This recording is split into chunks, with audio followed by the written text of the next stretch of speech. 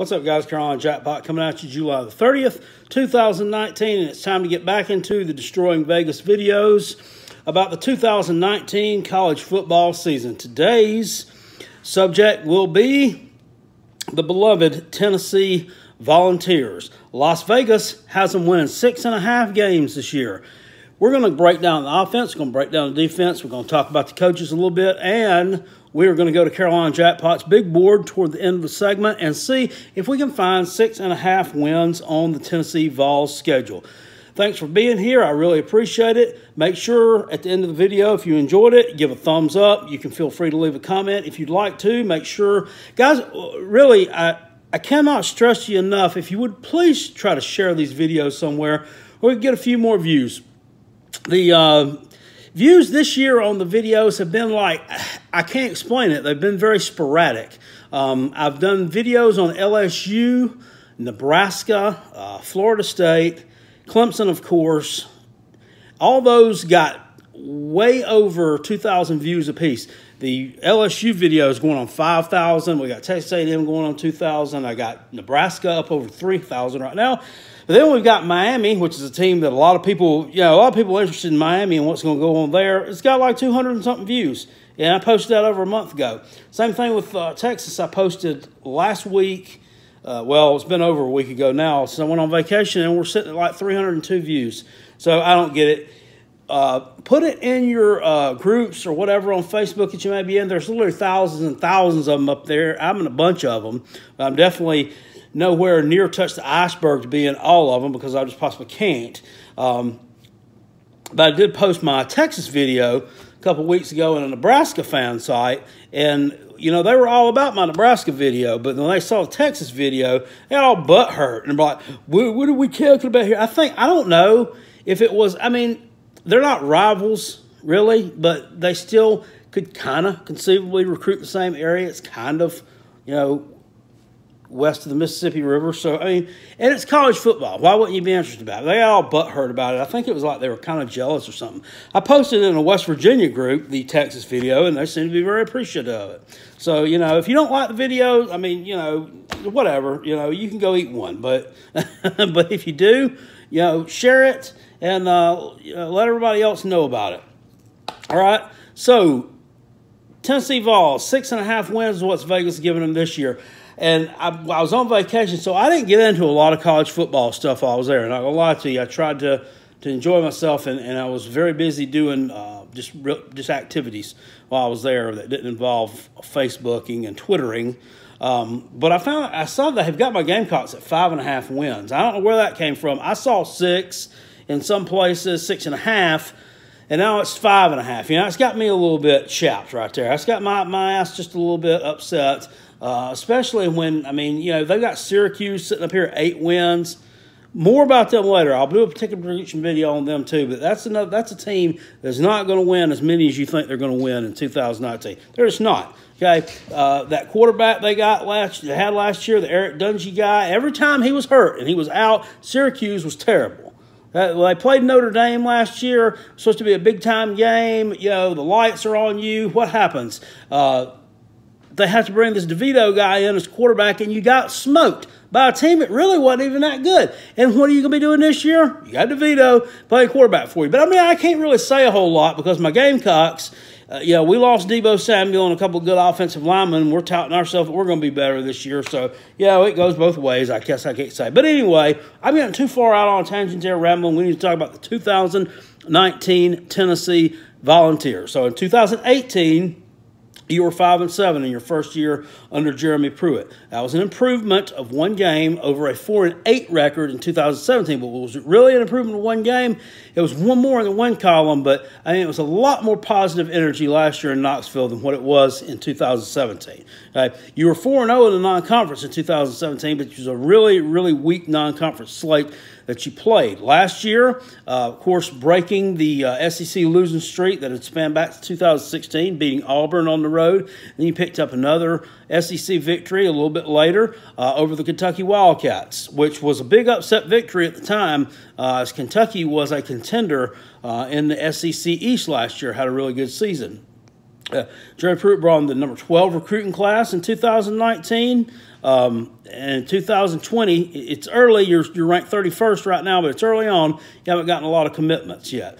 That 2019 class he brought in, he got 2 5-star offensive linemen on there, tackles. That is huge. And that is an area that I wish my Gamecocks, Coach Muschamp and crew, I wish that they would find a couple 5-star offensive linemen. That's what we need. I mean, that's going to make everything go.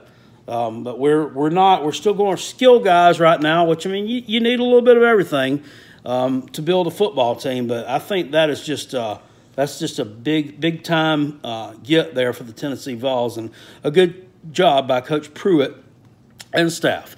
You were 5-7 against the spread last year, so against the number, you were the same record as you were against or just straight up. And, you know, kind of failed to perform down the stretch a little bit. You failed to cover the number the last 2 weeks, and you lost the last 2 games of the season. You were blown out by Missouri and your rivals Vanderbilt, and you missed a bowl. You had a 5-5 record going into the Missouri game. You lost that. The game against Vandy, both of you go in at 5-6. Whoever wins makes a bowl. Vandy, I mean, just clearly the better team that day. You know, I honestly, I thought Tennessee was going to win that game in my heart, but you know, when I did it on paper, it's kind of one of those things that what you put on paper in your pick. I picked Vanderbilt to cover the spread in that game. I was right. But at the same time, I thought Tennessee was going to be able to pull that one out. So I can't really explain my thinking there, but that's just how it was. Your offense last year was last in the SEC, dead last, number 14. Number 122 nationally. That has got to improve this year, and I think that it will. You bring in Jim Chaney as offensive coordinator, formerly offensive coordinator at the University of Georgia. Obviously, a guy knows how to win. A guy knows how to put an offense together. A guy knows how to coach elite talent, and that's a huge thing. Your quarterback, Jarrett Guarantano, is junior this year.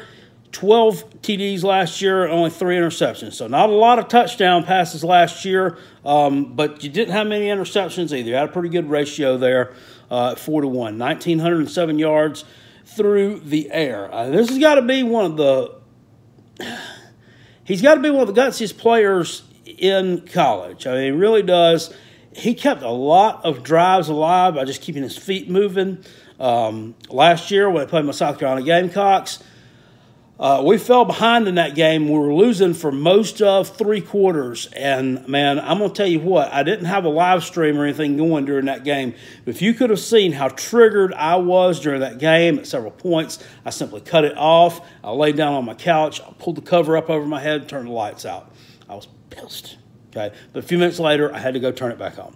Because it would be 3rd and 4, 3rd and 5. And this guy got the ball in his hands every time. If he couldn't find a receiver, we couldn't get him down. We could not bring him down. We could not bring him down. I cannot tell you how many times this guy converted on 3rd down. It was just maddening. It was sickening.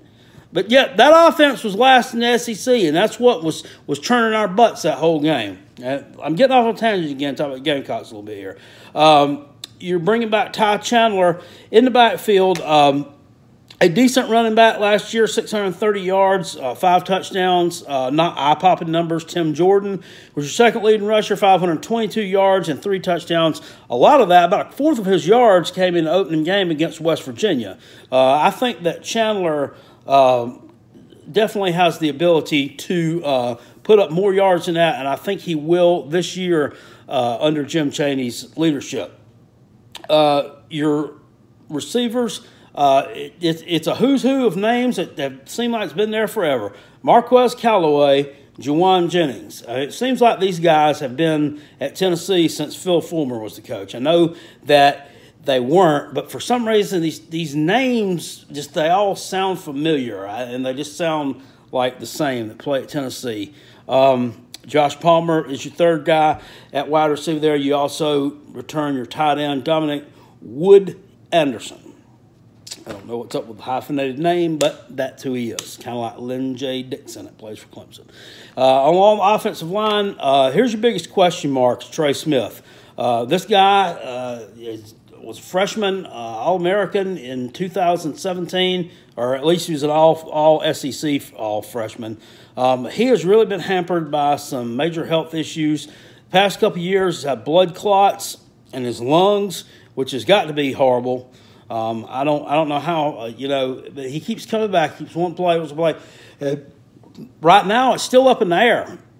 From everything I've heard, I've not heard any breaking news on whether Trey Smith is going to be medically eligible or ineligible for 2019, but Coach Pruitt says he's going to be able to play. Trey Smith wants to play, and a lot of the fortunes of your team next year are going to go, and they're going to fall on whether Trey Smith is able to play or not, because even him at 75-80% is still going to be better than what most people have.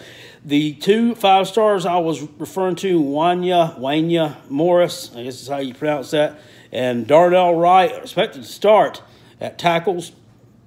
If you're starting freshmen at tackles, your offensive line ain't that great, but they're 5-stars. Go ahead and plug them on in there and let them play. I'm sure that they will be an upgrade over what you had there. You've got to do something. Last in the SEC last year. I do think you'll run the ball a lot this year with Chaney. So look for, I was already talking about Chandler, but look for the Tim Jordan to step up this year and make a big impact there. On the defensive side of the ball, things wasn't exactly terrible last year. He's number 49 nationally. Okay, so you did a pretty good job up there. You do return your top 2 tacklers, Daniel Batuli and Nigel Warrior. People remember Nigel Warrior was a couple of years ago was the guy that gave the fans in Alabama end zone the double middle fingers. Okay, I'm not condoning that, but who knows what they said to him. I don't know that. I might not be able to blame him. Darrell Taylor, 8 sacks last year. He returns. And freshman All-American from last year, in defensive backfield, Bryce Thompson, a young man who considered going to the Gamecocks at one time. He has some kind of academic issues. Things didn't quite work out there. He ended up going to Tennessee. So he's been doing a good job for them as well. You're kind of thin up front, though. You're kind of thin up there, so that could be an issue. Your place kicker, Brett Samaglia, returns solid last year, 10-13 on field goals with a long of 45. Your punter, Joe Doyle, 39.9 yards per punt. It was noted in one of the publications I read that he has an excellent hang time. That's something you don't hear talked about a lot anymore, is hang time. I don't know why. I remember when I played football in high school, I used to be a backup punter, believe it or not. I used to back up, punt, and place kick back in my day. That wasn't all I did, though, okay? I played both sides of the ball. But I was constantly, it was about follow-through with your leg as high as you possibly could to get better hang time. Okay, give your guys a chance to get down there and make a play and stop or nullify any kind of long punt return yardage. So that's the breakdown of who you got coming back for 2019. It equals out to, if Trey Smith is helping you, 10 starters on the offensive side of the ball. Excuse me, 9. Either way you look at that. So we're going to go to Carolina Jackpot's big board here in just a moment, and we're going to take a look at the schedule for 2019 and see if you're going to be able to get to that 6.5 win total that Las Vegas has set you at. All right, so here's our slate for the 2019 Vols. And as usual, I will go on ahead and mark down games that I feel to be sure wins that we really don't need to spend a lot of time discussing, which would be the home opener on August 31st against the Georgia State Panthers of Sunbelt and the Chattanooga Mocs of the Southern Conference. I don't think either of those games are going to be very competitive. Also, on the 2nd of November, you have a home game against UAB. We're going to go on ahead and put this in the easy win category. UAB actually won Conference USA last year, but they are losing a ton of players off that team. And if you'll remember last year, I think they were like a one-loss team, and they played Texas A&M and which another SEC team, and just totally got destroyed.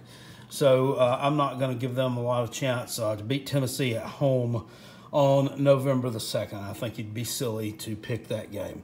So let's dive into the rest of the schedule here. And then the second week of the season, you're at home against BYU.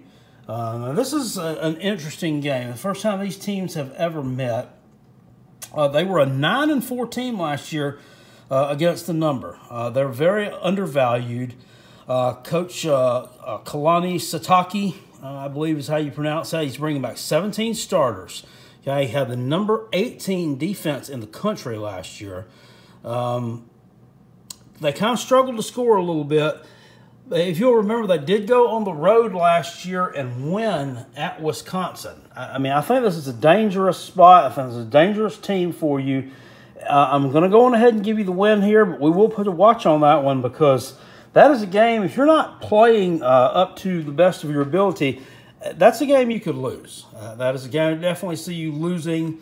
Projected to start for them at the tailback position is Tyson Williams, grad transfer, who comes from my Gamecocks, who had transferred to us a couple of years ago from UNC. So he's heading out west to Provo, Utah, and will be most likely their starting running back, or definitely will take a lot of carries in their rotation. And he's not an elite back, but at the same time, I don't think that he was really given a fair chance in Columbia, if you want to know my honest opinion on that. Okay, on the 21st of September, the first really big game of the season, you're on the road at Florida. Okay, you have not won in Gainesville since 2003. And that would have been back during the Phil Fulmer days, a couple years after Ron Zook took over as head coach down in Gainesville. And let's just quite be honest, you haven't played very well against them at all for pretty much most of the last 15 years. This is going to be a close game. As we've already talked about Florida some, I haven't done a real breakdown on them yet. They return a ton of skilled people. Felipe Franks has improved every year.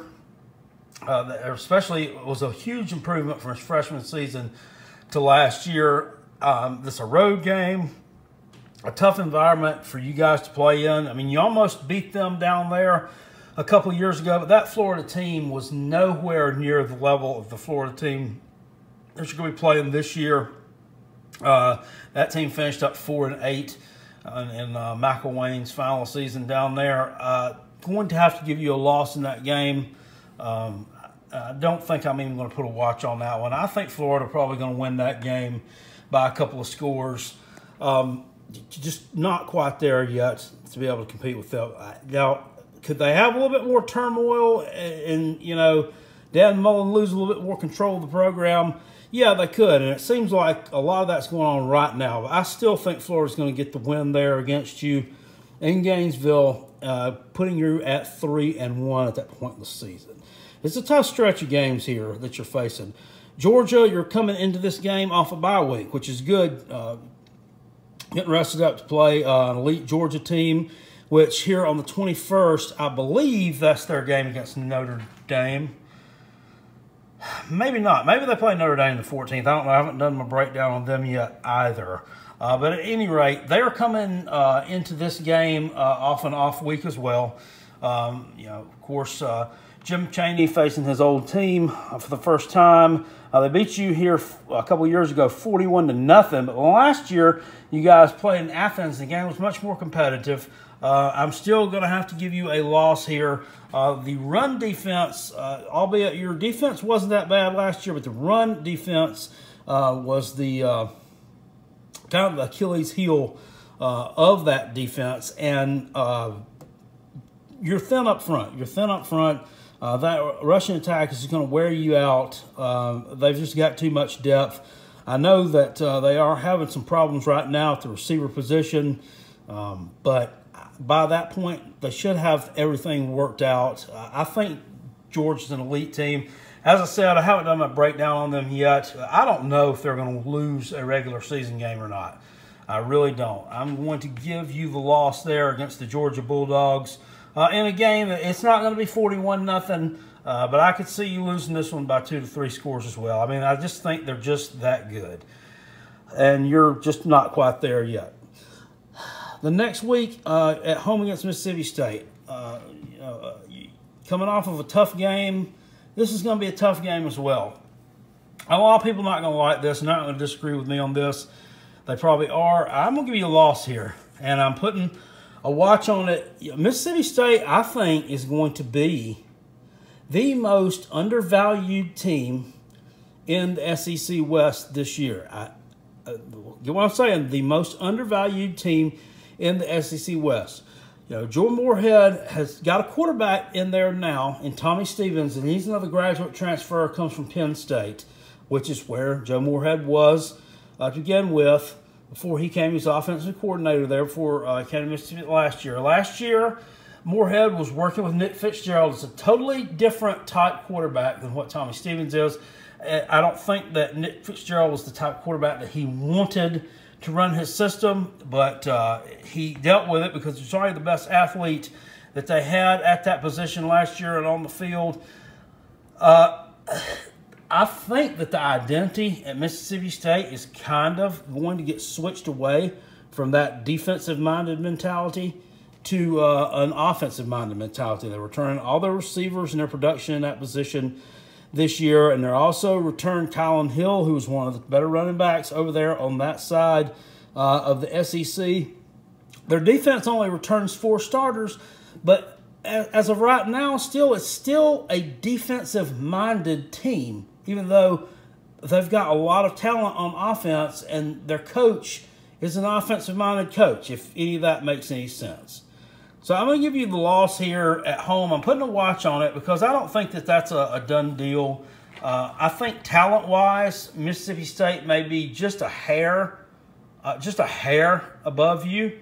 And a lot of that comes from the boost they get from getting the guy from Penn State, who, I mean, granted, he didn't play a lot, but he did get some reps there and did do a little of things. But your recruiting has definitely picked up. I think in at least, I'd say within the next couple of years, that talent level between you two will be swung.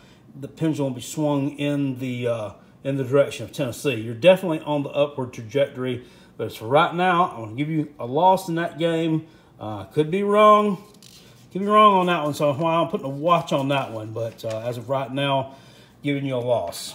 The next week, now we're talking about a gauntlet of a third week in a row of a really tough game. Loss on the road at Alabama. And this one's not even going to be close. I mean, look, this year, Alabama is going to be out for blood. That defensive backfield is going to be much improved over what it was last year. That ended up being their Achilles heel in the national championship game against Clemson, where it's absolutely got shredded, especially the second half. I think this year they're going to be virtually unstoppable. I don't look for them to lose a regular season game this year, and as was last year, I really don't look for many of them to be close at all. Your defense, even though you did have some decent numbers last year, you didn't have decent numbers against these guys, and I don't look for that trend to stop this year. You're going to take the loss in that game. The next week, you're at home against my Gamecocks. And this is not an easy schedule here. I mean, the Alabama is a team you play every year, but the Florida and Georgias are definitely no joke, because I already talked about how much tougher I think Mississippi State is going to be.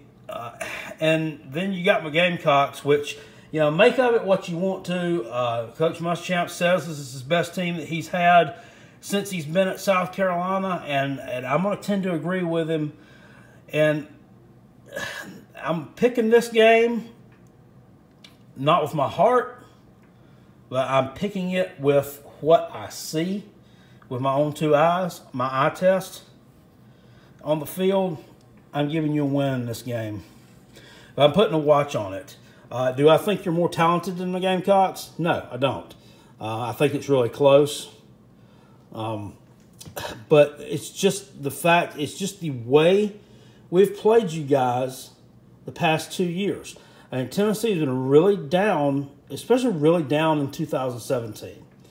And last year, we're somewhat improved, but still, you were still down comparatively to what you have been in the past and what some of the other teams in the SEC East were doing. And we were just not able to take advantage of it. Now, hopefully that mindset has changed. If this came out and last year, as you already heard me talk about early on in the video about how I was acting last year in the Tennessee game, because I was absolutely flabbergasted at the performance.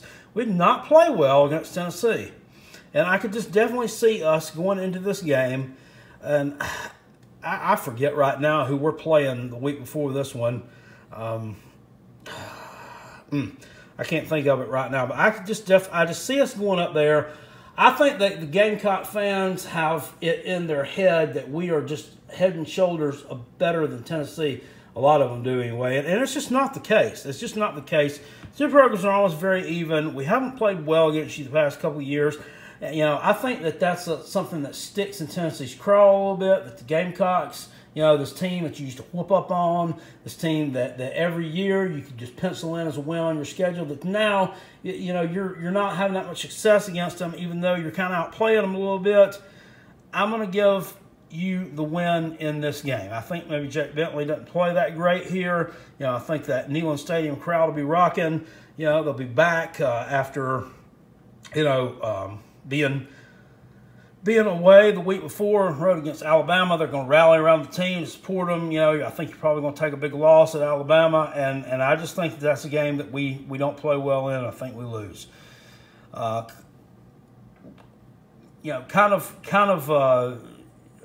Piggybacking off that point, I think we get a win at home this year against Florida, which we talked about. I think it's going to be a game that I think my Gamecocks will play well in. But as I've always talked about before, we've always got to stump our toe, it seems like, when we're doing well against somebody that we really shouldn't stump our toe against. And I think that may be the case this year in that game.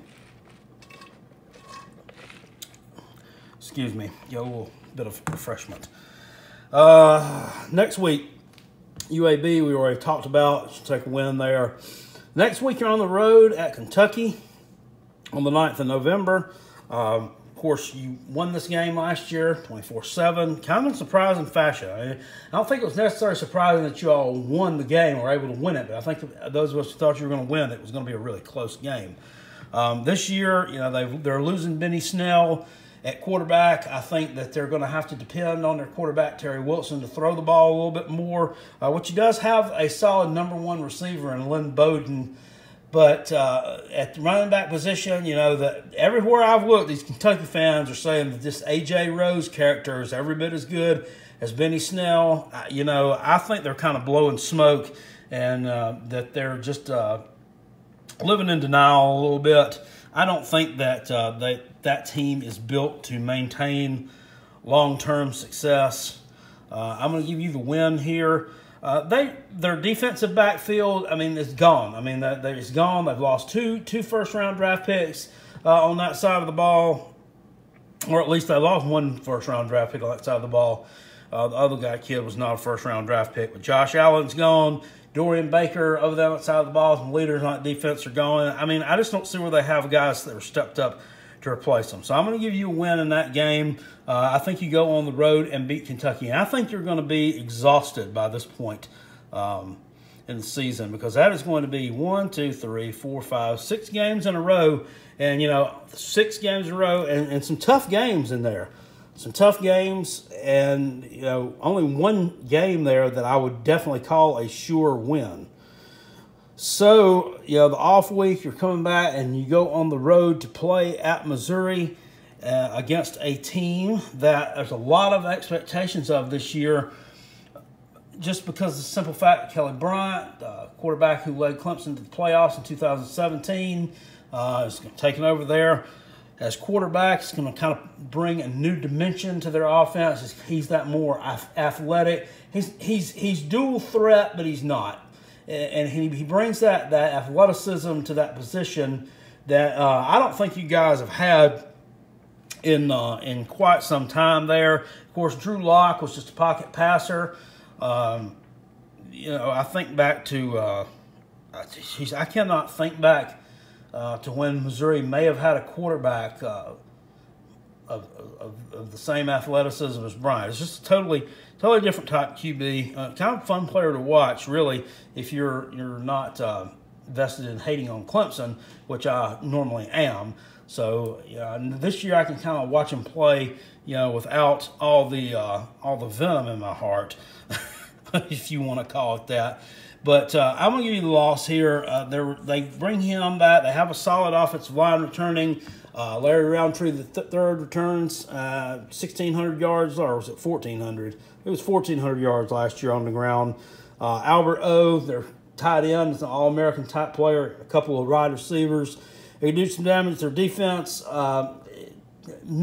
Not good by any means. They're mediocre, but they're decent enough to get the job done and make some stops when they need to.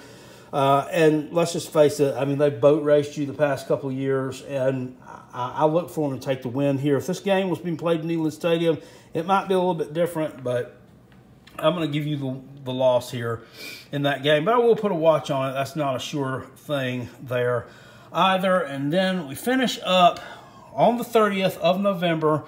You're at home against Vanderbilt. This is a team that's beaten you 3 years in a row. And then, I mean, prior to that, I mean, how many years has it been since Tennessee lost to Vanderbilt like that? I mean, it's been a long time. I think Vanderbilt, beat Tennessee in like 1982. And then I think you went on a run of like, I don't know, maybe it was like 30 years or so. But you lost to Vanderbilt again. It was a long, long time. I mean, I could be wrong there. I may have been an upset in there somewhere or another. But it's been squarely, that series has squarely been dominated by Tennessee. And they've beat up on you past couple of years. And last year, it wasn't really even a close game. I mean, you just really played a bad football game in that last one of the season. I think you get retribution this year. I'm going to give you the win here. It bears watching, but I'm pretty sold on that you're going to beat Vanderbilt this year. Kyle Shermer's gone. At quarterback, they're bringing in a kid who is more of a dual threat type quarterback, but I mean he played at Ball State, so I don't know how he's going to transition to playing in the SEC. I'm going to give you the win there against Vanderbilt at home. I think you're going to reclaim dominance in the state of Tennessee. And I think that more likely than not, you will stay there for a while. I think Tennessee's clearly a better program than Vanderbilt. You're able to get better athletes. I mean, how many 5 stars does Vanderbilt sign? I mean, you're signing 5 stars on the offensive line.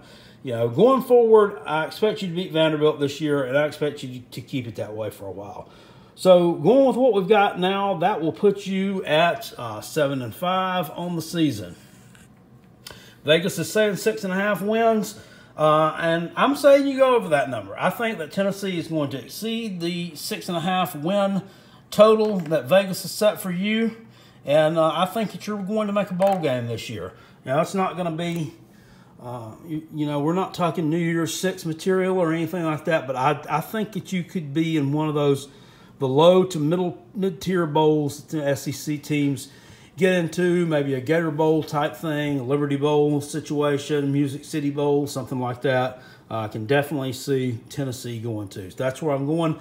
7-5, putting your smart money, you would bet on the Tennessee Vols over that 6.5 win total.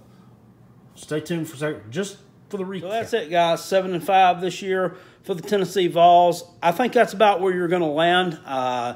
It's possible that you win 8 games. I think that the game against Mississippi State is the one, of the ones I picked, is the one where you could most likely turn that into a victory.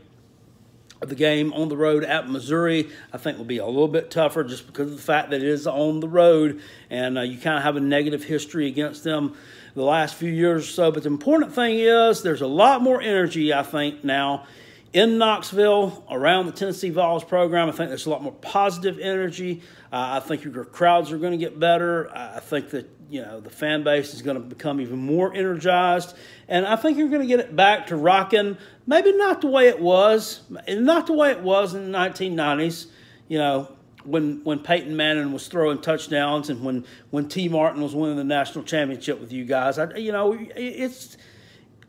honestly, I don't know that you have. I don't know that you've got the coach to get you to that level. Not disparaging Jeremy Pruitt. I think he's doing a really good job there right now. I don't know if he's a national championship level coach, but I think he is definitely a coach who could elevate you up to a level to where you could possibly get there with somebody else. But I just don't know if this guy's national championship material or not. But at any rate, Tennessee's going to improve this year, and I expect you to improve even more going forward. I mean, I definitely could be wrong. I'm no expert right here. Back in 2010, if someone had told you or had told me that Dabo Swinney was going to win 2 national championships at Clemson within the next 10 years, I would have laughed till I was blue in the face and probably passed out on the floor. But there you go.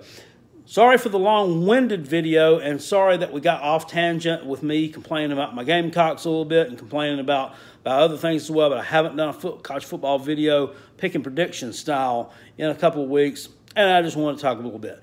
Guys, make sure if you enjoyed what you heard here today, hit it with the thumbs up, please, and share it. That's the most important thing you can do to help me, is share it somewhere else so that someone else will see it, and we'll just get some more views here and just keep on rolling with it. I appreciate you tuning in. Thanks, and I will see y'all next time. Go Gamecocks. Go Coach Boom. Go Tavian Feaster, and spurs up till my toes up. Woo!